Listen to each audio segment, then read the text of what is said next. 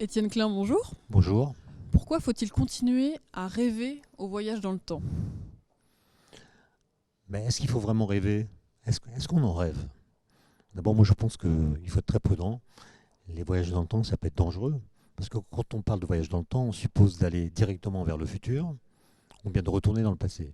Ce qui suppose que, alors que nous sommes dans le présent, le futur existe déjà et le passé existe encore. Or, qui vous dit que le futur, à l'heure où je vous parle, c'est pas le néant? Pareil pour le passé qui n'existe plus. Et donc, dans ce cas, voyager dans le futur ou bien dans le passé serait aller dans le néant. Ce qu'à mon avis personne ne désire. Donc vous voyez, le voyage dans le temps, c'est une notion, c'est une expression commune, hein.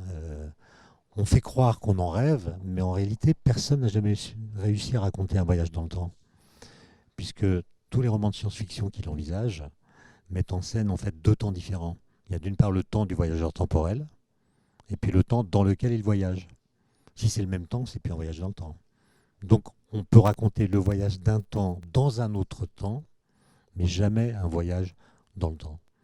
Et ça doit nous interroger.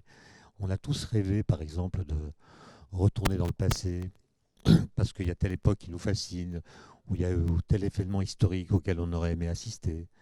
Mais en réalité, psychiquement, si on retournait dans le passé en connaissant la suite de l'histoire, notamment les progrès de la médecine, on ne supporterait pas les conditions de vie du passé.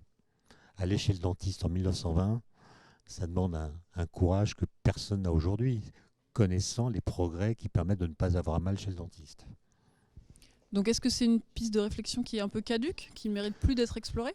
Non, ce qui est intéressant, c'est de faire de la prospective, d'imaginer des scénarios, puisque si vous prenez par exemple la question du climat, nous avons compris que ce qui va se passer dépend des lois physiques, évidemment, mais aussi de ce que nous allons faire. On ne peut pas prédire, on ne peut pas savoir à l'avance ce que nous allons faire. Et donc il y a une partie de la suite de l'histoire qui nous échappe, parce que nous ne savons pas dire comment nous allons nous comporter et quelle aura sur le climat, par exemple, la suite de nos comportements.